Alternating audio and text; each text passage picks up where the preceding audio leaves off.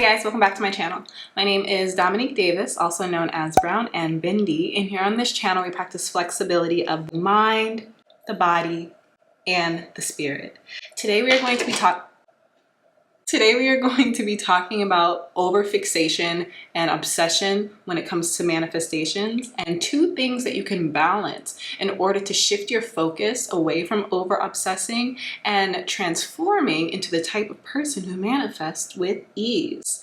I do have a group that I coach every Sunday at 6 o'clock p.m. Eastern Standard Time. This group is called Sunday Scripting.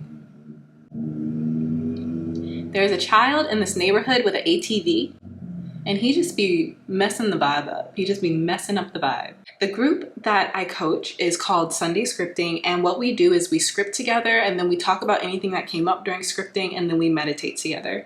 And there is one person in this group who is just wonderful. All the women are wonderful, but I'm speaking about somebody in particular, and I love her mind and the way that she looks at things and the way that she looks at the world.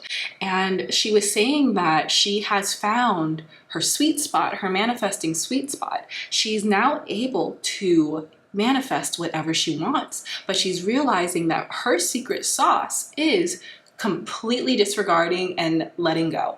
And when we were talking about this in the group, even though the way she does it is specific to her, the basic understanding of what she's does applies to everyone. The idea of completely releasing expectation and completely detaching from the desire is what's going to bring it the fastest.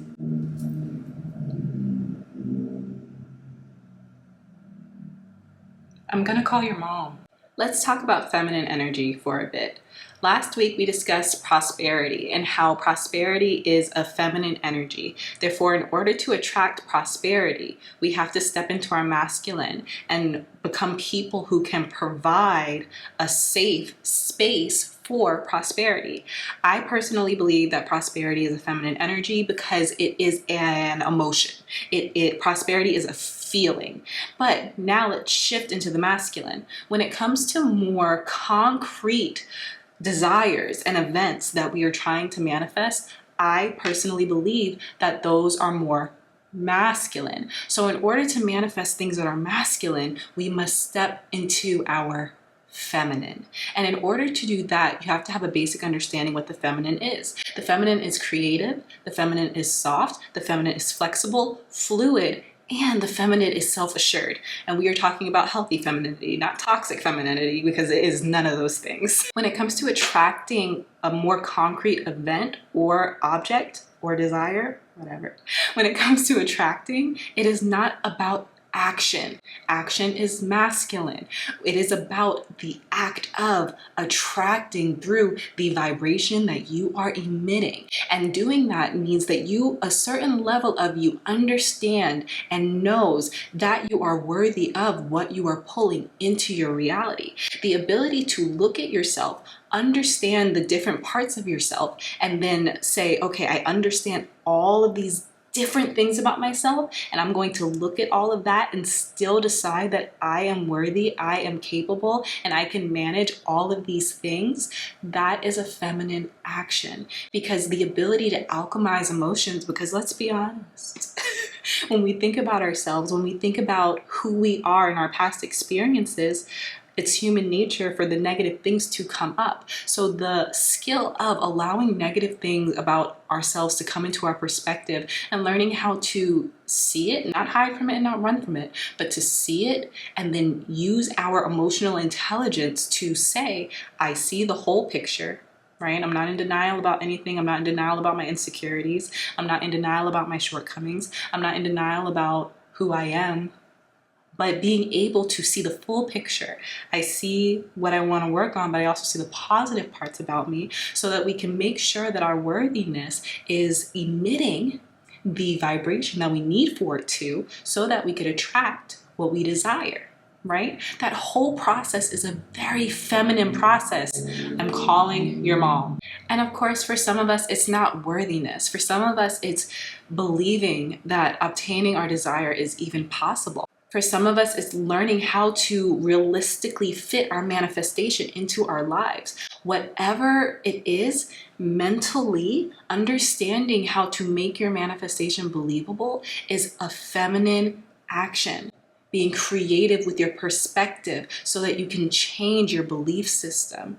Now, that being said, through all that internal work is how we become magnetic to the very thing that we are attempting to attract. So there are two things that you have to balance in order to become magnetic to your manifestation. It's so funny. My children are watching Frozen, and right when I read this, I heard Let It Go. But the two things that you have to balance are the skill of learning how to let it go, as well as tuning your vibrational frequency. I have made videos about both of these things, but I have not made one video to explain the importance of balancing both of these things in order to obtain your desire. So first, let's talk about tuning your vibrational frequency. This is the law of attraction aspect. So when we want to manifest something, we want to make sure that we are a vibrational match. We can do this in a couple of ways. So the first way is going to be making sure that we match the vibration of what we want.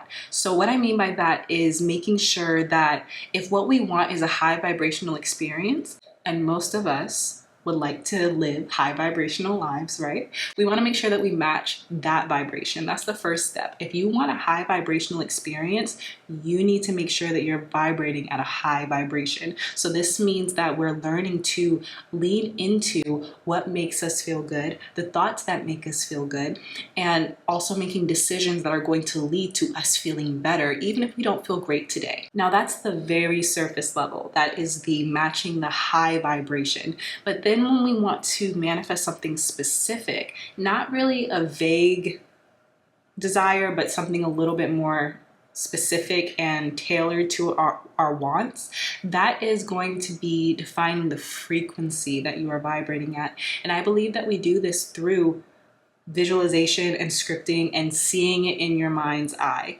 And I definitely believe that a lot of this is spirit. A lot of this is source, yes, but I also believe that source created us and our brains in a way that when we focus on something, we subconsciously tailor our mind to look for ways to get that thing. So when we tune our vibrational frequency to something, that's the act of focusing on that thing, but not over focusing. We're going to get to the balance in a second. My favorite way to do this is through scripting. Scripting is when you articulate a desired event in writing in present tense or as if it has already happened.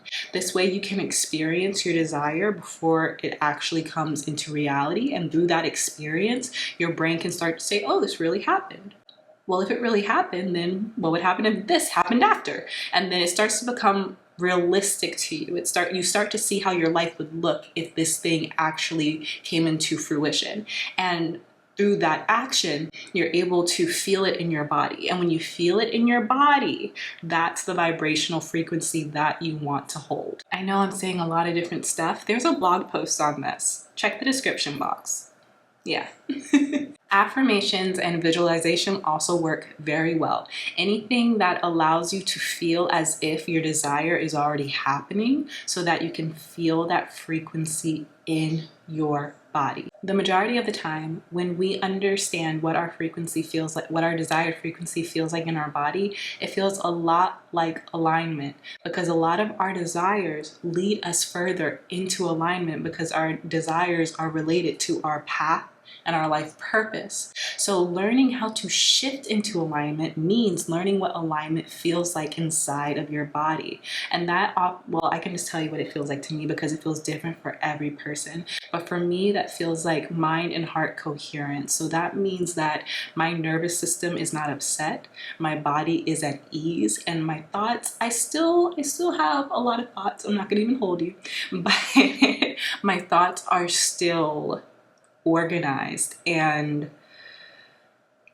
in my best interest. And I've worked to get here, right? I've worked to shift into this place of alignment. And I believe that we can always shift further into alignment. It's a lifelong journey. Okay, so that is the first part of what we are balancing. Finding the vibrational frequency of your desire and learning how to hold it Yeah, we are balancing that with the act of detachment, the act of letting go. Once you understand what your desire feels like in your body, once you feel it, you feeling it is communicating to the universe that I want this. I like how this feels. And every time you hold it, you're saying to the universe, I like this. I like how this feels. So after you know what it feels like in your body, you are able to recall that feeling as much as you'd like. But the letting go comes in when we are able to recall that feeling in our body without having to see the desire in our mind. That's confusing. How do we do that? We do that through seeking joy. Look, this is a major key. It's going to change your whole manifesting game, okay? Because when we start to overfixate on the vision of what we want, we begin to get discouraged when our reality does not look like that vision in our mind. So when we know what that alignment feels like in our body, we are able to reassure ourselves that it's coming without seeing it in our mind. And we do this through seeking joy. And this is kind of like feeding two birds with one piece of bread, because when you seek joy, you are communicating with the universe that I am happy, I can handle happiness, please provide me with more happiness. But you're also learning that joy is always accessible to you. And when you know that as a fact, you begin to detach from your desire even more, because you're no longer saying, I need this to be happy. That feeling is so toxic to your manifestation. I need this or else I will not be happy. Let's talk about that feminine energy again. If a person who is predominantly feminine within their energy is dating someone and they have a very needy vibe, that is going to run the masculine far, far away. If they have this vibe that says, I need you to be happy, I need you to be grounded, I need you, feminine is coming from that place, it's going to run the masculine far, far away. It is the same exact thing. Being able to maintain your joy no matter where you are on your manifestation journey will always be a huge value to you, because joy is the point. Joy is the purpose. This means that we are always asking ourselves, what would feel good in this moment?